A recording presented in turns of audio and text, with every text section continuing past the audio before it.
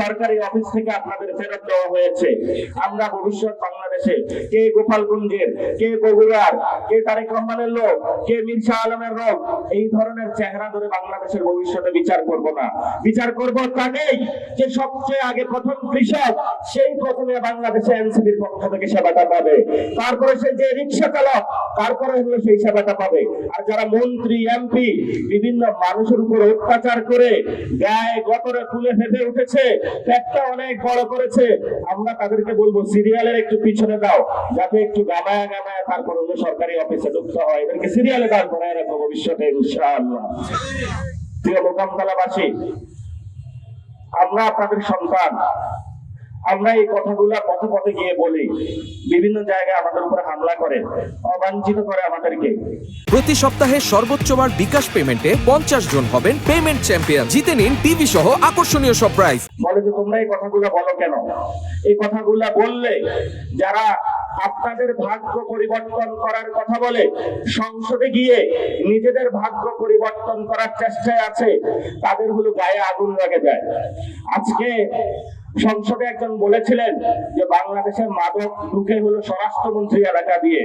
আজকে আপনারা প্রত্যেকটা নিউজে দেখবেন স্বরাষ্ট্র মন্ত্রণালয়ের গাড়িতে করে পাচার হচ্ছে ইয়াবা। যে ইয়াবাটা এই মোকামতলা চলে আসে, যেই সন্তানকে আপনি পাঠান স্কুল কলেজে, সে হলো ইয়াবা করে গিয়ে বসে থাকে। 5 বছর, 10 বছর, 15 বছর, 25 বছর করে ছেলেকে বলেন, ছেলে আমাকে টাকা পাঠাও, চাকরি কোথায়? কিন্তু এই যে স্বরাষ্ট্রমন্ত্রী যারা হয়, এই ধরনের বাজে লোকদের এলাকা দিয়ে মাদক ঢুকে আপনার সন্তান ইতিমধ্যে নষ্ট হয়ে গিয়েছে। আপনি সন্তানকে কিভাবে রক্ষা করবেন? এই রক্ষার জন্য বাংলাদেশে আবু সাইদ, আপনাদের উত্তরবঙ্গের ছেলে, তারা জীবন দিয়ে গিয়েছে। ওয়াসিম জীবন দিয়ে গিয়েছে, শহীদ মুক্ত জীবন দিয়ে গিয়েছে, যে আমি বুকের কাজে রক্ত দিয়ে গেলাম, কিন্তু ভবিষ্যৎ বাংলাদেশটা তুমি ভালো রাখবা। কয়েকটা কথা বলে শেষ করব। এই যে এখানে মায়েরা উপস্থিত হয়েছেন, আপনাদের হাতে দায়িত্ব নিতে হবে। আপনারা আমাদেরকে জন্ম দিয়েছেন। আমার বেবি হওয়ার পরে, বাচ্চা হওয়ার পরে আমি বুঝি একটা সন্তানকে বড় করাটা কত কষ্ট। 10 মাস 10 দিন পেটে রেখেছে, এরপরে প্রস্রাব পায়খানায় শুয়ে থেকে আপনাকে কোলে পিঠে বড় করেছে। ছেলে এখন বড় হয়েছে, মা বলে স্কুলে যাও, ভালো কাজ করে, চোখ উপর দিকে তাকিয়ে মায়ের দিকে তাকায়। এই ধরনের বেয়াদব বাংলাদেশে এনসিপি তো জায়গা হবে না। আমরা সমাজে আপনাদেরকে দেখতে চাই না। আমরা সলিউশনটা কি চাই? আমরা চাই আল্লাহর রাস্তায় আপনাদেরকে মাপ চাই। যেই মানুষটা আপনাকে বড় করেছে তার প্রতি সম্মান প্রদর্শন করুন। তার সে যেভাবে আপনাকে কোলে পিঠে করে বড় করেছে, এখন আপনার সময় এসেছে তাকে দায়িত্ব দেওয়া। এই যে এখানে আমার দাদার বয়সে, বাবার বয়সে অনেক মুরব্বী উপস্থিত হয়েছে, তার পকেটে এখন টাকা নাই, ওষুধ দরকার। ছেলে বড় বড় হুন্ডা নিয়ে হাঁকে, বাবা ফোন দিয়ে আমার জন্য ওষুধ নিয়ে আইসে, বলে যে টাকা নাই পকেটে। আমরা এই সমাজ দেখতে চাই না। আমরা নতুন বাংলাদেশ সমাজ দেখতে চাই, যেখানে হলো সমাজের, আপনি অসুস্থ হয়েছেন, আপনি হসপিটালে গিয়ে বলবেন আমি বাংলাদেশের নাগরিক, আমি 80 বছরে বাংলাদেশকে সার্ভিস দিয়েছি, তুমি হসপিটাল বাংলাদেশের, এখন তোমার সময় হয়েছে আমাকে সার্ভিস দেওয়ার, শুরু করো আমার সার্ভিস। আমরা এমন বাংলাদেশ দেখতে চাই। গত 17 বছরে আলেম ওলামাদের গায়ে ধরে টান দেওয়া হয়েছে।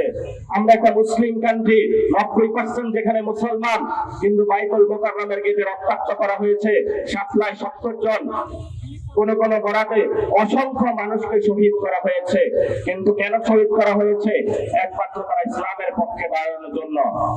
আপনারা জানেন, আপনাদের এই বগুড়ার সন্তান জিয়াউর রহমান ভারতের চোখে চোখ রেখে বলেছিল, এই রিভল্ট যখন শেখ মুজিব, এই জঙ্গি গোষ্ঠী, বাংলাদেশের এই সন্ত্রাসী গোষ্ঠী ভারতে গিয়ে আরামে বসেছিল, সেখানে ভারতের সাথে লিয়াজু করে, তখন আপনাদের সন্তান জিয়াউর রহমান চট্টগ্রামে গিয়ে রাজপথে থেকে বলেছিল, উই রিভল্ট, যদি বাংলাদেশ স্বাধীন না হতো তাহলে আপনাদের এই যে বগুড়ার সন্তান জিয়াউর রহমান কিন্তু ফাঁসিতে ঝুলতো।